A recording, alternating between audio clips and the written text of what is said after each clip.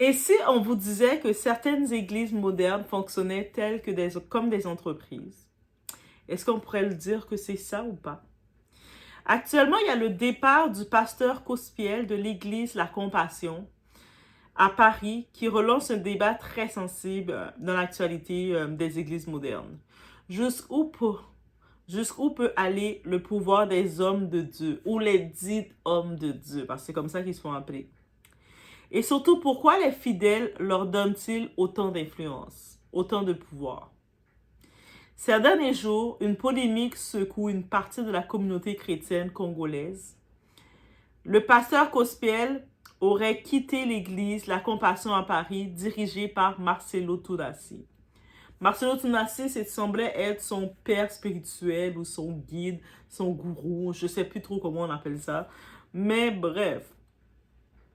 Et certains propos qui circulent sur les réseaux ont encore relancé un débat encore très très sensible, encore plus sensible. Une église est-elle un lieu spirituel ou peut-elle devenir une entreprise? Mais au-delà du conflit entre pasteurs, cette histoire pose une question beaucoup plus profonde dans tout ça. Pourquoi certaines figures religieuses deviennent-elles des stars et parfois même des millionnaires grâce à la foi de ces fidèles, de leurs fanatiques? J'ai même plus envie de dire fidèles, on va les appeler des fanatiques. On est rendu là. Le fanatisme, c'est un déséquilibre.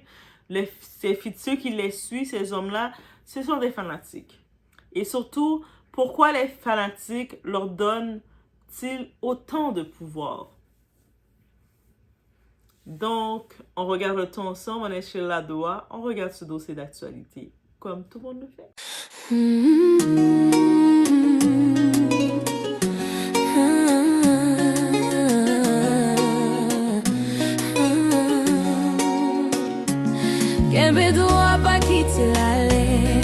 Je l'ai pris dans mes bras et je lui ai fait cette promesse que je serai toujours là, que la compassion ne mourra jamais et que s'il avait cherché un fils, eh ben il en a trouvé un véritablement, qui n'a qu'une seule parole, qui ne l'abandonnera jamais et qui se battra ce pourquoi Maman Blanche a donné sa vie.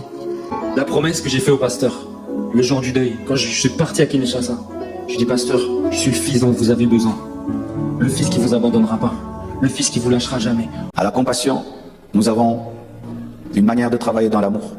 Nous n'exposons jamais nos fils qui font le mal, mais nous n'encourageons jamais le mal. On te fera asseoir pour que tu changes. Mais si tu persévères, nous nous séparerons de toi. Et quand tu partiras seul, sans aucun fidèle, sans tout ce que tu as construit. Et si tu fais le contraire, le Seigneur, qui est juge et juste, ne sera jamais avec toi. Donc déjà, on va y aller avec la question du parcours de Cospiel. Concernant Cospiel, une question mérite d'être posée. À un moment de son parcours, il était proche du pasteur C. Mayas, présenté comme son père spirituel. Donc lui a plusieurs pères spirituels, on a pu comprendre. Mais plus tard, il se rapproche de Marcelo Tunassi et de l'église La Compassion. Il avait des opportunités et puis il allait trouver un autre papa qui lui donnait plus de pain. Dans les milieux religieux, ce type de changement soulève souvent des interrogations. Est-ce une évolution spirituelle ou parfois une question d'opportunité et d'influence? Parce que dans certains milieux religieux très médiatisés, les relations entre les deux peuvent-elles aussi ressembler à des réseaux de pouvoir. On va là où j'ai plus de pouvoir, d'opportunité. Les promesses spectaculaires qui sont venues. Un autre élément qui circule sur Internet concerne une publication datant de 2018. On est en 2026-2018. Dans la communication de 2018, autour d'un culte de délivrance, certaines capacités miraculeuses auraient été mises en avant. Par exemple, la capacité supposée de faire repousser des membres amputés. Eh oui, vous savez, on ampute votre membre et le pasteur arrive, il le fait repousser. Magie comme ça. Ce type de promesse soulève évidemment beaucoup de débats, car dans la foi chrétienne, les miracles existent dans les textes religieux, mais leur utilisation dans la communication publique pose parfois une question délicate. La foi doit-elle être présentée comme une expérience spirituelle ou comme une démonstration spectaculaire? La vérité que beaucoup refusent de dire est peut-être celle-ci. Certains pasteurs deviennent riches parce que les fanatiques refusent de poser des questions. Aussi simple que ça. Quand la religion devient une marque. Aujourd'hui, certaines églises fonctionnent presque comme des institutions médiatiques. Présence sur les réseaux sociaux, événements spectaculaires, communication très professionnelle et parfois même une véritable stratégie d'influence. Dans ces conditions, la frontière entre ministère spirituel et organisation structurée peut devenir floue.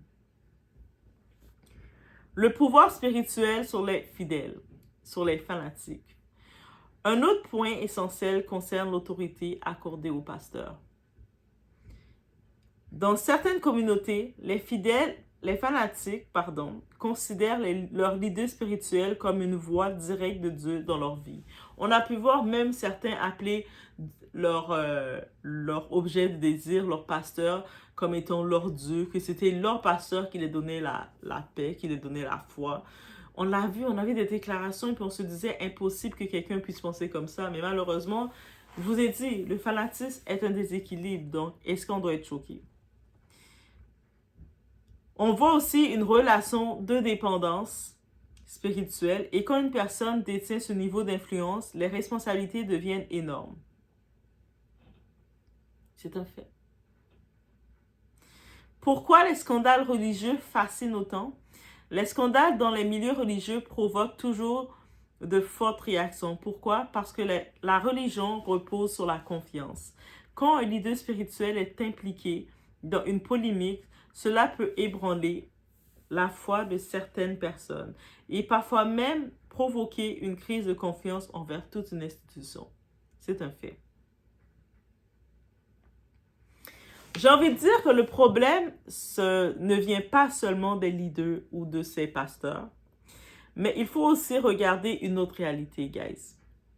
Les leaders religieux deviennent puissants parce que les fanatiques leur donnent cette place.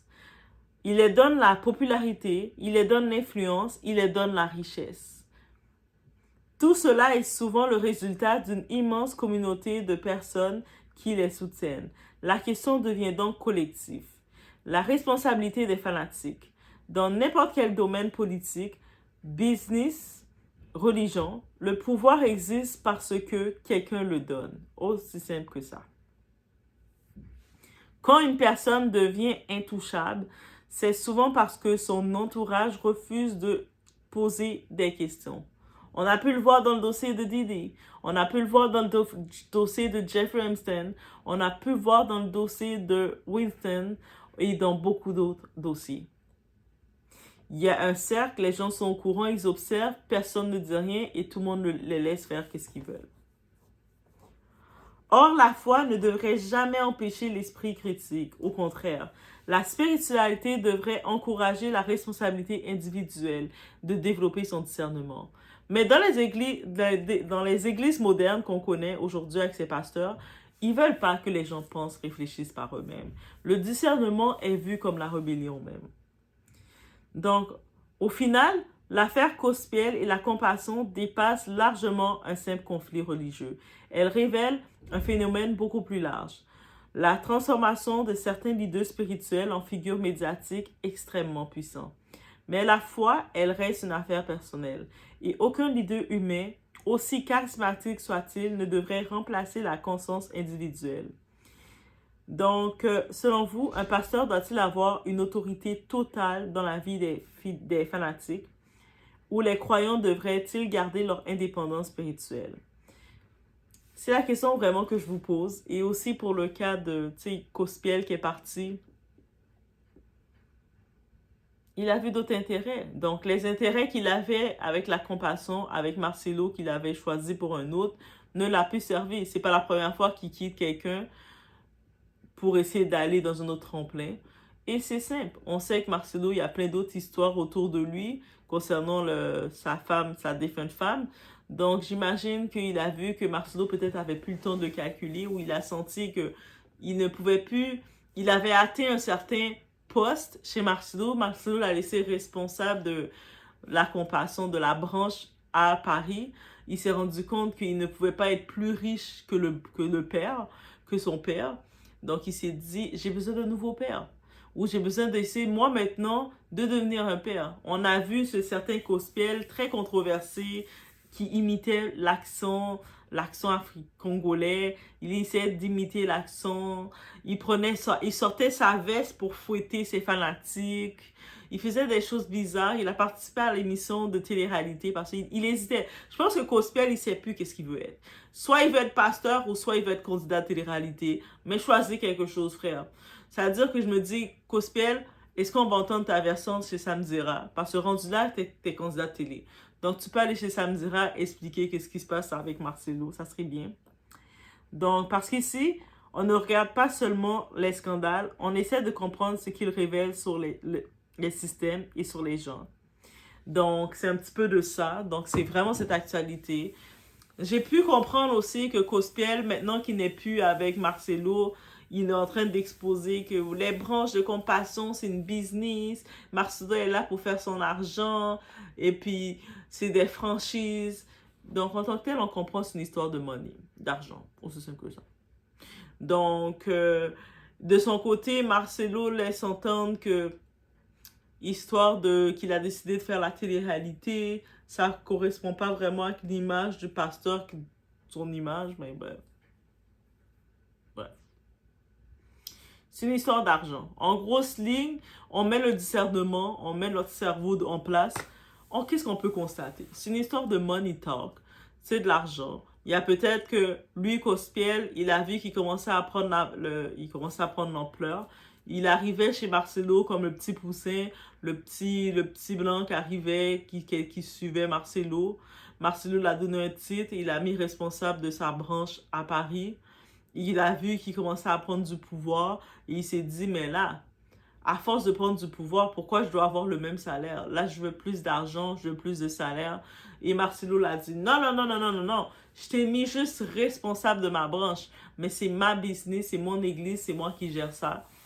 Et puis cette église, c'est pas pour toi. Tu sais, t'es juste responsable de l'église, mais c'est mon église. Et il s'est dit, parce que je me rappelais, c'est ce même Cospiel, il y a quelque temps de ça, son discours disait, tu sais, c'est comme, si tu veux réussir dans le domaine du pastorat, dans ce domaine-là, il faut que tu passes par compassion, parce que compassion, ça donne une carrière. Donc, lui, il voyait ça comme une carrière. Donc, comme n'importe quelle carrière, tu es dans une entreprise, tu travailles, si l'entreprise ne renouvelle pas ton contrat ou n'améliore pas ton contrat, tu vas essayer d'aller dans une autre entreprise. Donc, who's next? Est-ce qu'il va aller chez Yvan Castanou? Est-ce qu'il va aller chez Machin Chouette? Est-ce qu'il va aller chez Bethel? Il va créer sa propre église pour aller fouetter les gens avec sa veste. We never know. Mais c'est à suivre ou pas à suivre, mais c'est des histoires du côté chrétien. Et on est rendu là. C'est comme, de toute façon, on parle même pas, c'est pas une église comme chrétienne, là. C'est comme du Congo, ça, là. Comme, c'est église moderne.